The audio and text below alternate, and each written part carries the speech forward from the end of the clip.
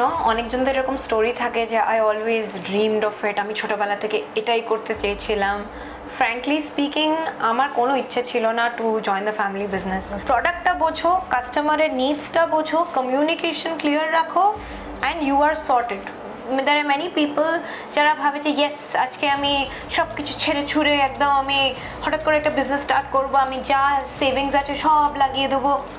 You should think twice before doing that. Again, ধরে নেন আপনি পিসি চন্দ্রের অ্যানসেস্টর নন, আপনি একজন খুবই নিম্ন মধ্যবিত্ত বাঙালি ফ্যামিলিতে বর্ন হয়েছেন, আপনার কোনো বিজনেস ব্যাকগ্রাউন্ড নেই, আপনি একটা ব্যবসা শুরু করবেন, জুয়েলারি বিজনেস স্টার্ট করবেন, আপনার কাছে কোনো টাকা নেই। ওই মেয়েটি হিসেবে আপনি কিভাবে স্টার্ট করতেন যদি আপনি সেই সিচুয়েশনে থাকতেন?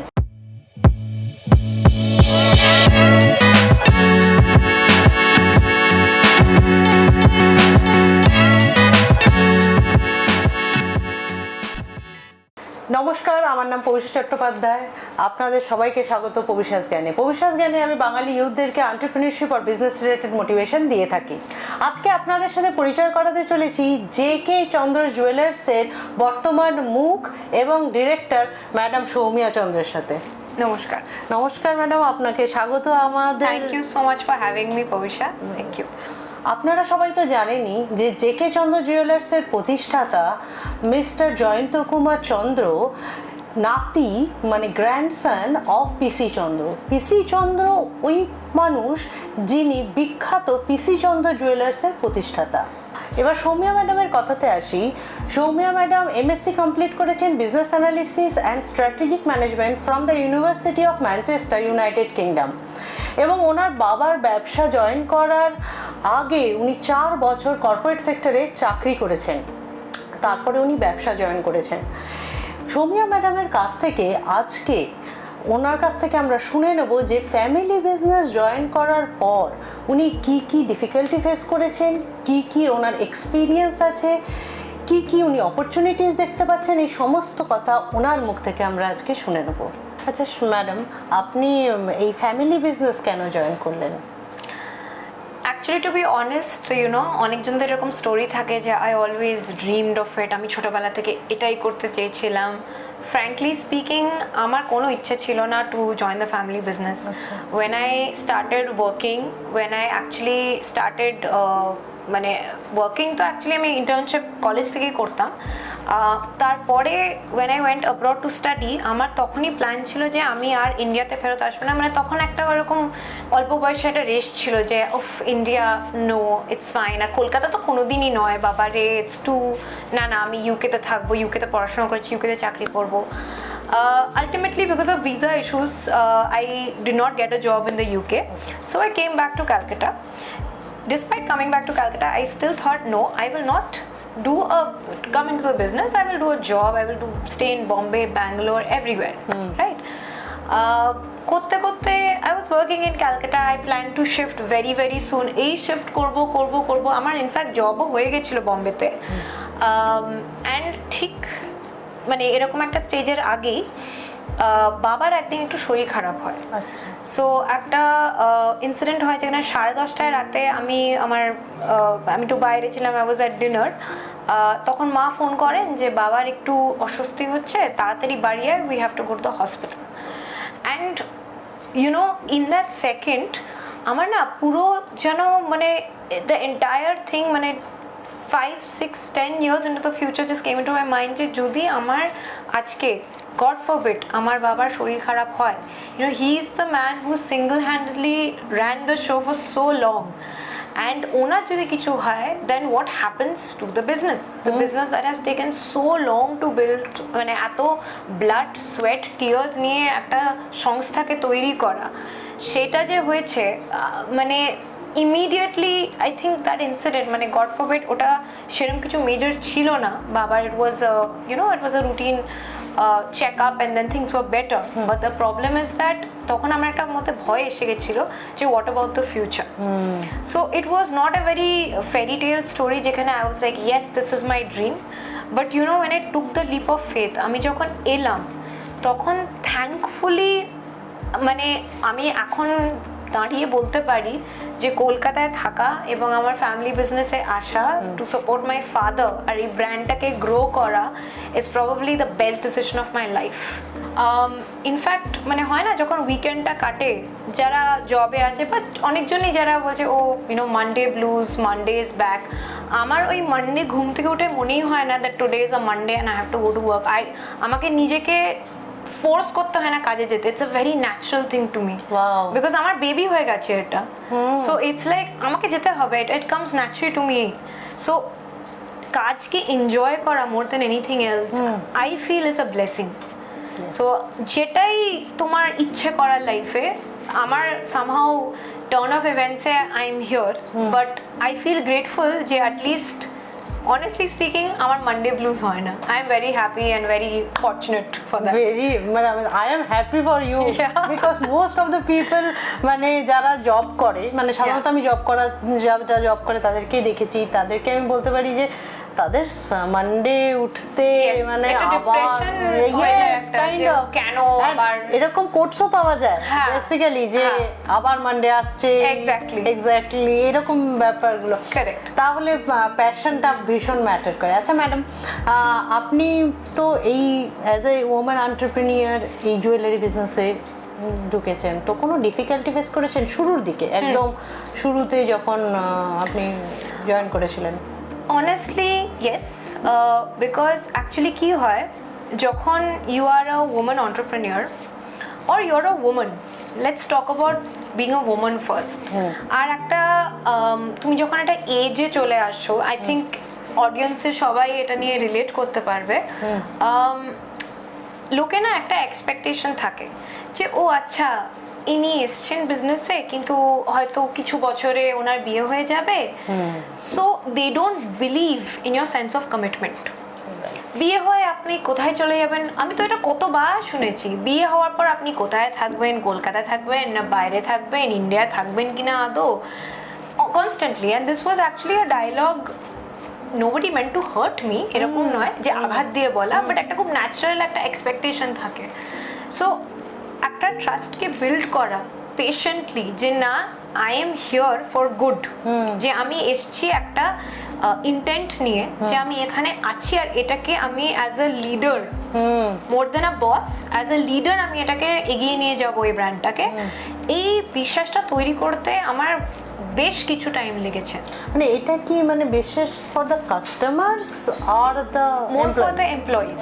আচ্ছা, বিকজ কাস্টমার্সরা থেকে খুব খুশি, ও আচ্ছা নেক্সট জেনারেশন বিজনেস আসছে, ওয়াও সো মাচ অ্যাপ্রিসিয়েশন, ঠিক আছে fine all good, but internally it is definitely a challenge to, আর আপনার যদি এমপ্লয়ি আপনার সাপোর্টে না থাকে বা আপনার উপরে সেই বিশ্বাসটা না রাখে, it is very difficult. They should come to you to solve problems. এরকম না হয় যে ওনারা ভাবে যে না আচ্ছা ঠিক আছে ওনার তো ইনভলভমেন্ট এতটা নেই, ওনার কাছে যাব না, বড় বাবুর কাছে যাব, হুজ মাই ফাদার, স্যারের কাছে যাব, you know. So this took me time to break, আস্তে আস্তে আস্তে আস্তে। Another challenge I face is age, because আমার থেকে তো সবাই এখানে বড়, ওরা আমাকে কেন হট করে ফলো করবে? ইট ইজ নট ন্যাচারাল, রাইট? সেইখানে আমাকেও একটু এফোর্ট দিতে হয়েছিল, যেখানে I had to basically learn from them first, ওনাদের থেকে শেখা। ওনারা এত দীর্ঘ বছর ধরে এই লাইনে আছেন, এই ইন্ডাস্ট্রিতে আছেন, টেকনিক্যাল অ্যাসপেক্টসগুলো ভালো বোঝেন, কাস্টমার ইন্টারাকশন ভালো বোঝেন, আমাকে আগে ওনাদের থেকে শিখতে হয়েছিল। অ্যান্ড আমার বাবা অলওয়েজ একটা জিনিস আমাকে শিখিয়েছিলেন যে you have to be very humble, because আপনাকে মানে ওনাদের থেকেই শিখতে হবে। They are far more ahead of you, you might be the boss but they are far more ahead of you, so you have to learn first. আমার একটা জায়গায় পৌঁছতে হবে যেখানে তুমি ওদের বলতে পারবে কি করতে, কি ঠিক, কি not okay, etc etc. So this age factor was also something that I had to cope with. So aste aste, you know, with time and patience, and of course the third thing is bringing in something fresh.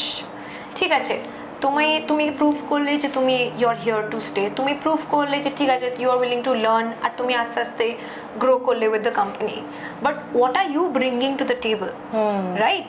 তুমি যে এসছো, তুমি কোম্পানিতে কি change আনছো, that is also something they need to see, because why should they trust you as a leader? আমাকে তো একটা পেডেস্টাল দেওয়া হয়েছে, সেটা তো আমি কোনোদিন ভুলতে পারি না, right? But I have to prove যে আমি এই পেডেস্টালটা থেকে আরো কতটা উপরে যেতে পারি, you know? Right. Then you garner respect from your internal employees.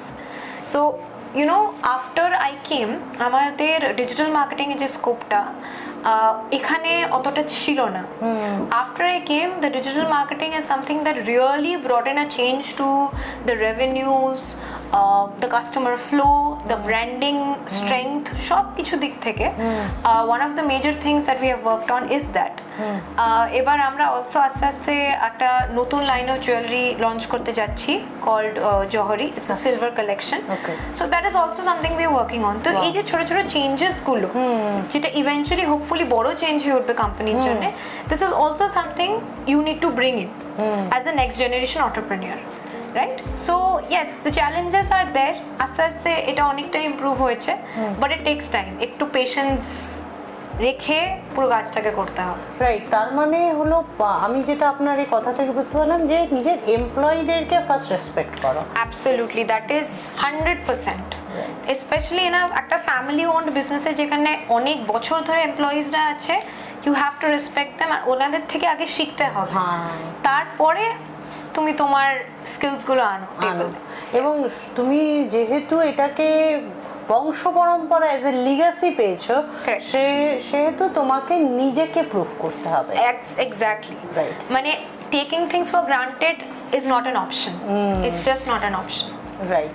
তো ম্যাডাম, আজকে এই যে ইনোভেশন অটোমেশনের যুগ, আপনি বললেন আপনি ডিজিটাল মার্কেটিংকে এনেছেন, তো আজকে আপনি জুয়েলারি সেক্টরেই মানে আপনার ফ্যামিলি বিজনেসের ক্ষেত্রে কি অপরচুনিটিস দেখতে পাচ্ছেন?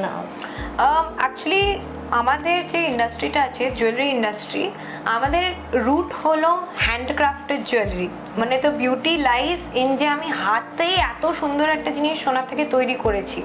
সো ডেফিনেটলি অটোমেশন মানে ইনোভেশনের যে অ্যাসপেক্টটা ছিল, that was always there, because the creativity তো এখান থেকে আর এখান থেকে আসে না, এটা তো আর কোনো মেশিন আনতে পারবে না।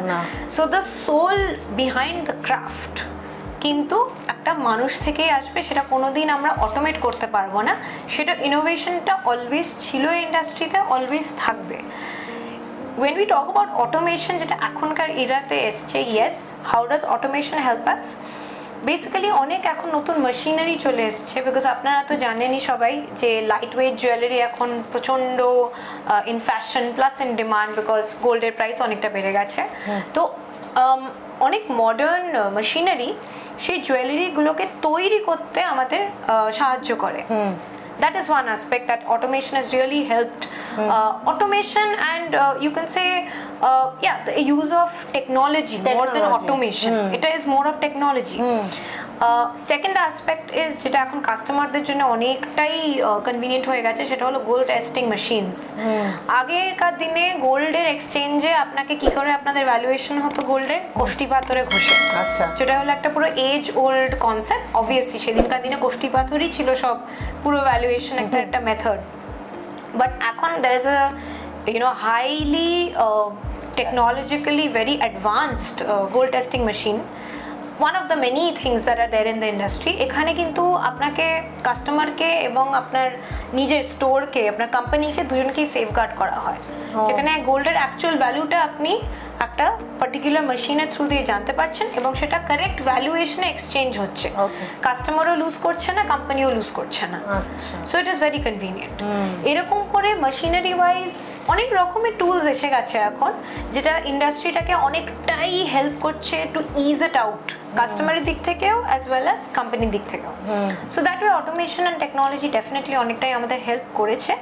But again I would say that because এই ইন্ডাস্ট্রিটার কিন্তু সোলটা হলো হাতের কাজ এবং কারিগরি যেটাকে বলে, এটা ক্রাফটসম্যানের যে স্কিল, যে কারিগরিটা, ওটাই কিন্তু সেটা প্যারামাউন্ট, তারপরে সব। কারণ ওনারা না থাকলে, আমাদের কারিগররা না থাকলে আমাদের মেশিন কিন্তু আমাদের মানে জুয়েলারি না ডিজাইন করতে পারবে না তৈরি করতে পারবে। তো আমাদের craftsman is basically the soul and pillar of our industry. এটা মানে সারা জীবন আজীবন থাকবে এটা। Means the employees are the king actually right now. হ্যাঁ employees with the customers. Absolutely, মানে the workers in the industry, মানে এনাদের ছাড়া তো আমরা সত্যি কথা বলছি কিছু নয়। আমরা বিজনেস ওনার্স, ঠিক আছে, খুব ভালো কথা। এবার আমাদের যে জুয়েলারিটা তৈরি হচ্ছে সেটা কে করছে?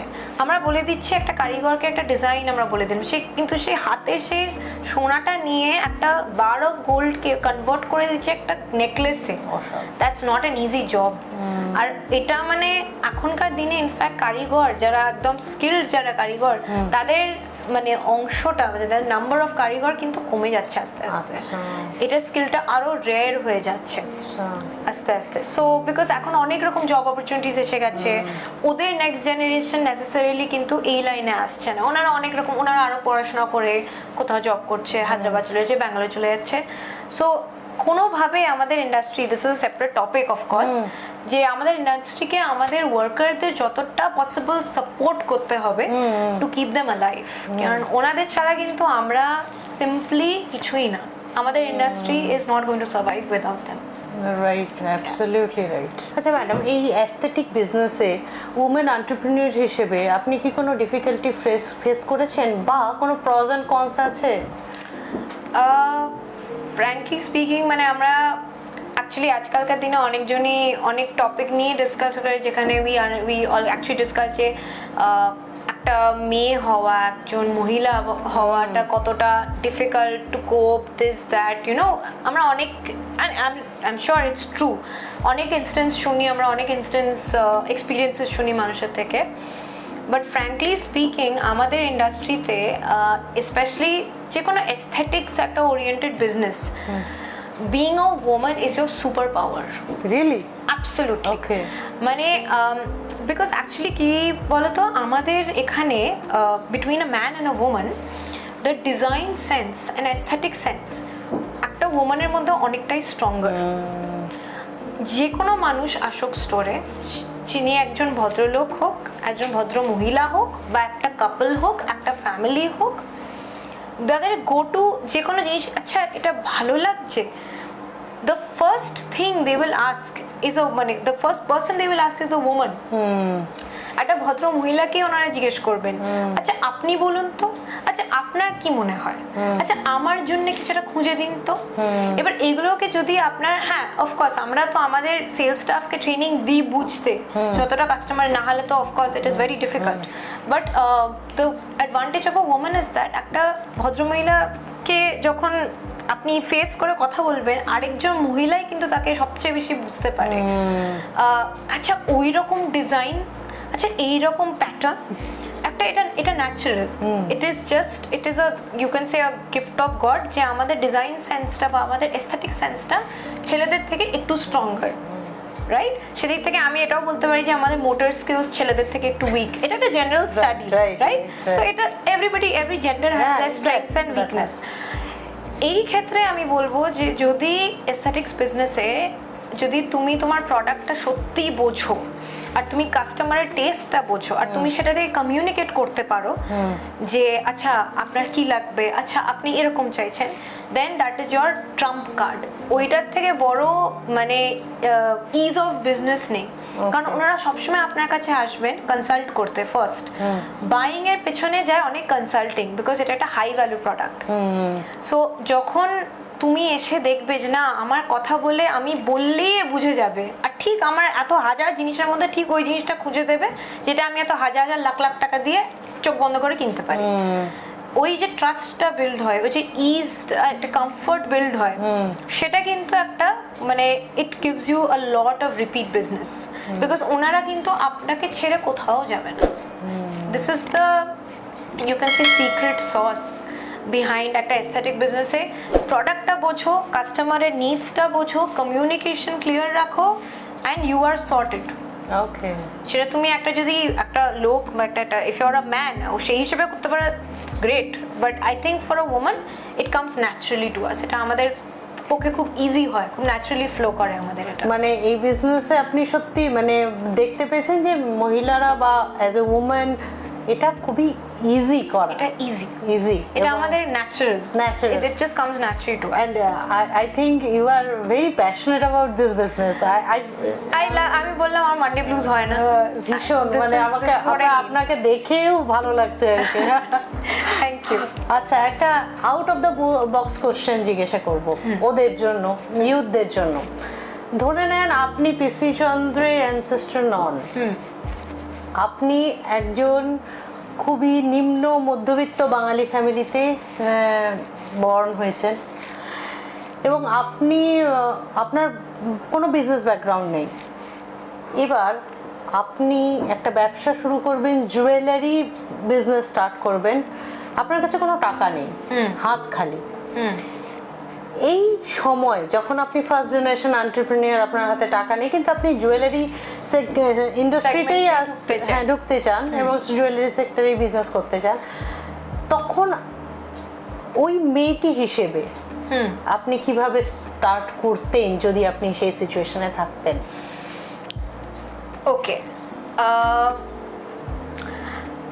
যদি আমি এরম একটা সিচুয়েশন থাকতাম যেখানে আমার কোনো মানে টাকা পয়সা নেই, বিকজ আমার তো যখন আমি গোল্ড বিজনেসের কথা বলবো, the first thing is capital. Capital ছাড়া তো কিছুই হবে না, এখন গোল্ড প্রাইসটা তো মানে আমার ক্যাপিটাল মানে একটু না অনেকটাই লাগবে ক্যাপিটাল। তো আমি হয়তো প্রথমে গোল্ড নিয়েই শুরু করতাম না, আমি শুরু করতাম সেক্টরটা নিয়ে, জুয়েলারি সেক্টরটা নিয়ে, যেহেতু আমার এটাই আমার অ্যাপারেন্টলি যেটা কোয়েশ্চেনে তোমায় বলছিলাম এটাই আমার করার ইচ্ছে ইন দিস সেক্টর। তো প্রবাবলি আমি হয়তো শুরু করতাম as a jewellery designer. Jewellery designer হিসেবে একটা স্কিল, আমি বলবো না তুমি ঘুম থেকে উঠেই জুয়েলারি ডিজাইনার, মানে I am not the kind যে আমি রোজি পিকচার পেন্ট করবো বসে বসে, কিন্তু তোমাকে আঁকা জানতে হবে, বেসিক গুড মানে good to very good drawing skills থাকতে হবে। সেটা যদি থাকে তাহলে তুমি একটা জুয়েলারি ডিজাইনিং কোর্স করে, অনেক রকম আছে ইউনো, আর তোমার যদি তুমি ন্যাচারালি যদি ট্যালেন্টেড থাকো, একটা বেসিক কোর্স করেই তুমি স্টার্ট করতে পারো সেটা, রাইট? সো আমি যদি ওই পজিশনে থাকতাম, I would probably start as a jewellery designer.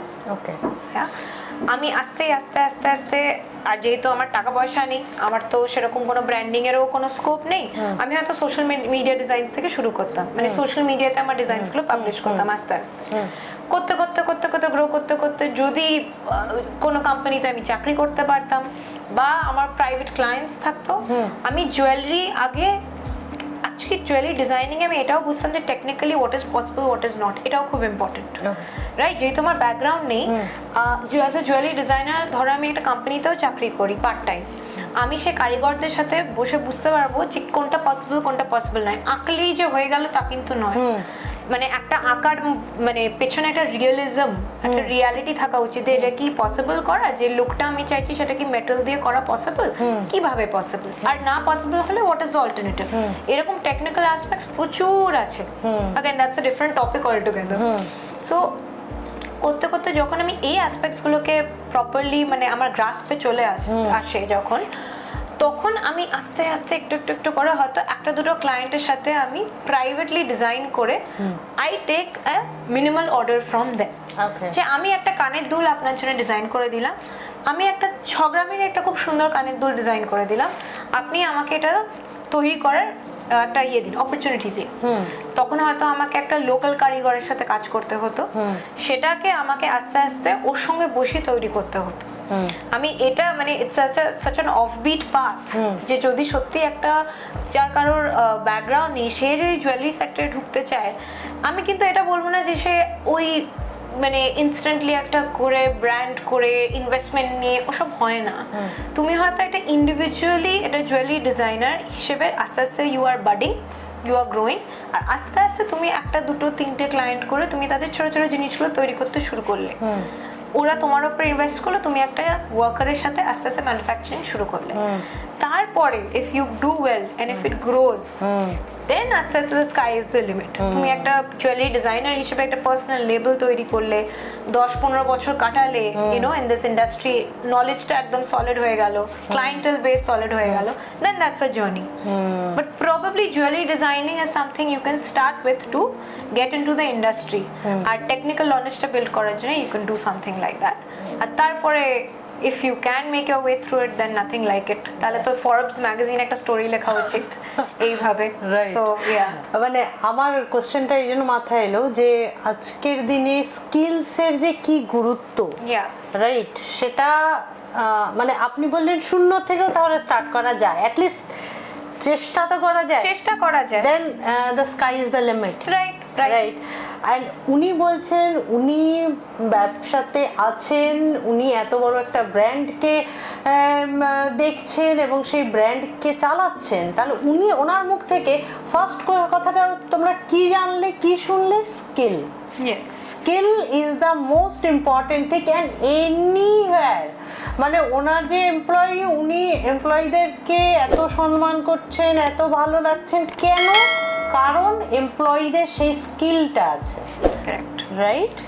তো ফার্স্ট স্কিল ডেভেলপ করাটা খুব দরকার। টাকা ছাড়া ব্যবসা করা যায়, শুরু তো অ্যাটলিস্ট করা যায়, ভাবা যায়, ডেফিনেটলি ভাবা যায়, কিন্তু skill is the most important thing. তার মানে তোমরা যারাই ব্যবসা সেক্টরে আসো বা তোমরা চাকরি করো, নিজের স্কিলটাকে প্রপার ডেভেলপ করো। যেই স্কিলেই থাকতে চাও সেই স্কিলেই প্রপার ডেভেলপ করো এবং তারপরেই তোমরা কোনো কিছু ভাবতে পারবে। তারপরে তো মানি উইল কাম, রাইট? মানে যদি সেই রকম ব্রেন খাটাতে পারে তাহলে মানি উইল কাম, কিন্তু skill is the main important, very important. Honestly speaking, মানে entrepreneurship is not an easy journey, right? মানে এরকম না যে আমি বলবো না যে একটা তোমরা মানে এটা খুব ইন্সপিরেশনাল, দ্য হোল ইয়ে is very inspirational, the idea is very inspirational, but এমন একটা জিনিস যেন না করো যেখানে তোমরা একটা স্কিল ডেভেলপ, যেটা তুমি বললে স্কিলস আর has to be very strong. আর তোমার ওই রিস্কটা, তুমি যে কিতে ঢুকছো, you should be very clear on that, because entrepreneurship can be a big downfall or a huge boost. So এটাকে খুব রোজি পিকচারে দেখে আর খুব মানে খুব ডে ড্রিম করে করাটা is a big no. You have to be confident যে না ঠিক আছে, আমি এইটা আমার ক্যাপিটাল, এই ক্যাপিটালটাকে আমি কিভাবে ইউজ করব, আমি কতটা রিস্ক নেব নিজের ওপর, আর এই রিস্ক নেওয়ার জন্য হোয়াট ক্যান হ্যাপেন, সেগুলোর জন্য আমরা কথাটা ইউজ করি না, ক্যালকুলেটেড রিস্ক। হ্যাঁ, তো এই সব জিনিসগুলো খুব মাথায় রাখতে হবে। there are many people যারা ভাবে যে ইয়েস আজকে আমি সব কিছু ছেড়ে ছুড়ে একদম আমি হঠাৎ করে একটা বিজনেস স্টার্ট করবো, আমি যা সেভিংস আছে সব লাগিয়ে দেবো। You should think twice before doing that. Again, এরকম অনেক inspirational story আছে যেখানে this can work, but it is on you on how much risk you're taking and what type of risk you're taking and what impact that can have on you. তো একটু সাবধানে বুঝে শুনে কাজটাকে করা, right? But I would never stop anybody from dreaming. Yes. স্বপ্ন দেখা, স্বপ্ন দেখলেই স্বপ্ন পূরণ হয়, রাইট? ইভেন মানুষ তো চাকরির জন্য স্বপ্ন দেখে যে আমি গুগলে চাকরি করব, অ্যাবসলিউটলি, অ্যামাজনে চাকরি করব, অ্যাবসলিউটলি, রাইট? কারেক্ট। তো ব্যবসায় আসার জন্য মানুষ স্বপ্ন দেখে, নিশ্চয়ই, it is not a rosy path. সময় কাটা থাকবে, এমনকি রোজেও নিচের দিকে কাটা থাকে। রোজটা এত সুন্দর কিন্তু সেটা কিন্তু কণ্টকময়। এক্স্যাক্টলি। সো ব্যবসাতে আসো, ব্যবসা করো। বিশেষ করে ওনাকে অ্যাজ এ গেস্ট হিসেবে আনার আমার ব্যাপারটা এটাই ছিল যে ফ্যামিলি বিজনেস কি করে রান করে, ফ্যামিলি বিজনেসের কি কি সমস্যা আসে, এগুলো শোনা ওনার কাছ থেকে অ্যাজ এ উমেন এন্টারপ্রেনিউর। এটা কিন্তু বিশাল বড় ব্যাপার ছিল আমার এবং I am successfully done it. আর madam, last but not the least যে কোশ্চেনটা আছে সেটা হলো advice for the budding women, young women entrepreneurs. Okay, দেখো এখনকার দিনে এন্টারপ্রেনিউর না দুভাগে ভাগ হয়ে গেছে। একটা হচ্ছে যারা স্টার্ট আপ করতে চায়, আরেকটা হচ্ছে যারা আমার মতন ফ্যামিলি বিজনেসে এসে they might carry on the family business বা একটা নিজের কিছু একটা তৈরি করলো, হোয়াট এভার, রাইট? তো স্টার্ট আপের গেমটা একদমই আলাদা। Start and traditional family বিজনেসে একটু তফাৎ আছে, দুটোই different. Point is that, but one thing is again common in both is that, ওই যেটা বললাম, দ্য বেসিক ইজ দ্যাট যেখানেই ঢুকছো তোমাকে জিনিসটা গিলে খেতে হবে। তুমি একটা জিনিসে যখন বিজনেস শুরু করছো সেই জিনিসটাকে তোমাকে টপ টু বটম জানতে হবে যে তুমি কিসে ঢুকছো, right? So knowing your product, knowing your subject is of paramount importance, right? So সেটা একটা নেভার কম্প্রোমাইজ অন দ্যাট। আমি কাউকে কোনোদিন অ্যাডভাইস করবো না যে তুমি এমন একজনের সাথে পার্টনার করো একটা প্রোডাক্টের ওপর যেখানে ওর ফুল নলেজ আছে আর তোমার নেই, তাহলে কিন্তু তোমার হাতে কোনো কন্ট্রোল থাকবে না। নয় তুমি সেই জিনিসটার ব্যাপারে শেখো তারপরে তুমি ব্যবসায় নামো, আর নয়তো তুমি করো না জিনিসটা, you do something which is under your umbrella. But এমন একটা কিছু করো না যেখানে তুমি ব্লাইন্ডলি পুরোপুরি অন্য কারোর ওপর ফেথটা রেখে ব্যবসা করবে। That is not the way to do business, whether it's a start up or a traditional family business, right? So এটা একটা খুব ইম্পর্টেন্ট একটা ফ্যাক্টর। সেকেন্ড ইজ একটুখানি ক্যাপিটাল অ্যান্ড মার্কেটিংটা নিয়ে একটু তোমাকে ওয়েরি থাকতে হবে। এর a very different stages of business actually. Start up যখন হয়, স্টার্ট আপ একটা খুব ছোট্ট মিনিস্কিউল জিনিস থেকে শুরু করে ইট স্টার্টস। সো তখন ফার্স্ট জিনিসটা হয়েছে যে আমার টাকাটা আমি কোত্থেকে আনবো এই জিনিসটাকে শুরু করতে। Marketing is a very letter stage. আমি টাকাটা কীভাবে শুরু করবো প্রোডাক্টটা তৈরি করার জন্য। সেম উইথ ফ্যামিলি বিজনেসে সেটা হয়তো হয় না, কারণ তোমার একটা রানিং অপারেশনস আছে, তখন তোমাকে দেখতে হয় যে আমি গ্রোথ সেক্টরটাকে কিভাবে ডেভেলপ করব, রাইট? সো দুটো খুব ডিফারেন্ট ট্রিটমেন্ট লাগে দুটোর প্রতি। বাট দ্য পয়েন্ট ইজ যে যারা এই budding entrepreneurs, not just women entrepreneurs, আমি এখানে জেন্ডার স্পেসিফিক কোনো আনসার দিচ্ছি না, বিকজ এখনকার দিনে আই থিঙ্ক আমরা খুবই এম্পাওয়ার্ড হয়ে গেছি। কেউ দুটো কথা বললে আমরা তিনটে কথা বলে দেবো। আমাদের কোনো মানে we are empowered enough I think now. Obviously inequalities থাকবে, এদিক ওদিক ডিফারেন্সেস থাকবে, but we have learn to কোপ উইথ ইট অনেকটাই। But this is a general advice for all entrepreneurs যারা ভাবছে আসবে। ফ্যামিলি বিজনেসে আসার আগে first of all commitment and really start from the scratch, because you don't know anything. You really don't know anything. You have no idea what you're getting into. So যত বয়সী হোক, be humble and learn, and then you know your growth will be it is going to be very fast, because you will pick up অনেক কিছুই আপনি pick up করতে পারবেন without any help, because after all একটা তো তোমার background আছে, right? so that becomes easy.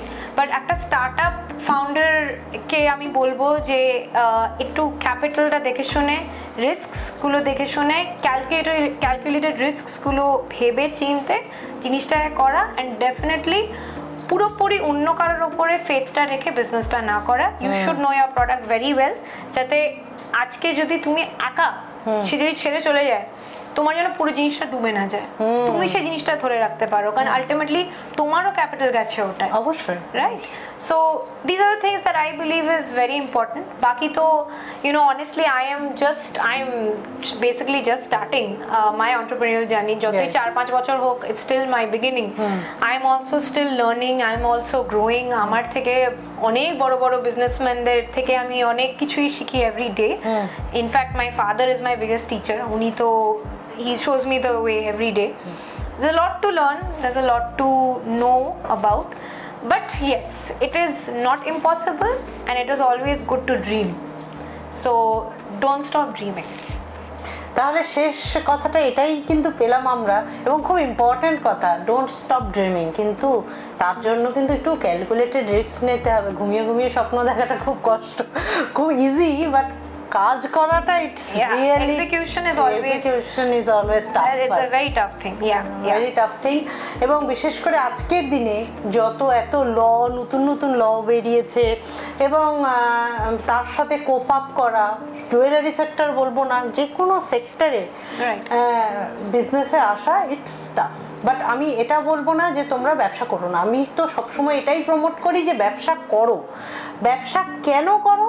কারণ ব্যবসা যারা করতে চাও তারা যাতে ভয় না পাও, এবং সব থেকে বড় কথা যে ব্যবসাতে প্রফিটটা অনেকটা, কিন্তু তার জন্য তোমাকে খাটতেও হবে অনেকটা, রাইট?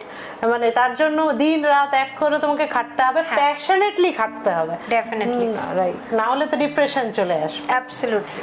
তবে তাহলে এটাই বলবো যে ব্যবসা করো, ক্যালকুলেটেড রিস্ক নিয়ে ব্যবসা করো, ড্রিম করো, এবং ব্যবসায় উন্নতি করো, এগিয়ে চলো।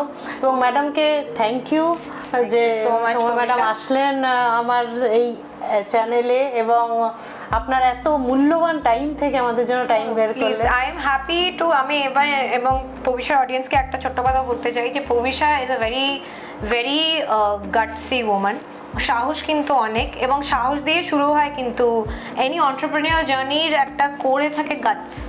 So definitely Pabisha is a role model. যারা ভাবছো ইনফ্যাক্ট এই ডিজিটাল স্পেসেই তো ডিরেক্ট রোল মডেল, যারা ভাবছো যে oh my god but why will I, why not, you know, Pabisha is ওইটারই একটা এক্সাম্পল যে why not। তো definitely I really support her, I really encourage her. আমি এটাই কামনা করি যে তোমার চ্যানেল অনেক অনেক গ্রো করুক, you have a lot of followers very soon, and I wish you all the very best. Thank you madam, Thank you so much. Thank you. এবার ওনাকেও অনেক ধন্যবাদ যে, এবং আপনি যেন আরও মানে অল ওভার প্যান ইন্ডিয়াতে এবার জেকে জুয়েলার্সকে আমরা দেখতে পাই, এবং আমরা আপনি এগিয়ে চলুন, আরও আমরা পাশে আছি আপনার সাথে। Thank you, thank you. আর তাই এই জন্যই সবাইকে এটাই বলি যে ব্যবসা করো। আর আমার যে ট্যাগলাইন আছে সেটা হলো জাগো বাঙালি জাগো, নিজের জন্য জাগো, নিজের জাতির জন্য জাগো, নিজের ভাষার জন্য জাগো, নিজের দেশের জন্য জাগো, সর্বোপরি নিজের নেক্সট প্রজন্ম বা পরবর্তী জেনারেশনের জন্য জাগো। বাঙালি ব্যবসা করো, এই বলেই আজকে প্রোগ্রামটা আমি শেষ করব। আপনারা আমার প্রোগ্রামটা পবিশা জ্ঞান ইউটিউব চ্যানেল এবং ফেসবুক পেজে পেয়ে যাবেন। কাইন্ডলি একটু সাবস্ক্রাইব করে দেবেন, একটু ফলো করে নেবেন। তাহলে আজকের মতো চলি, নমস্কার।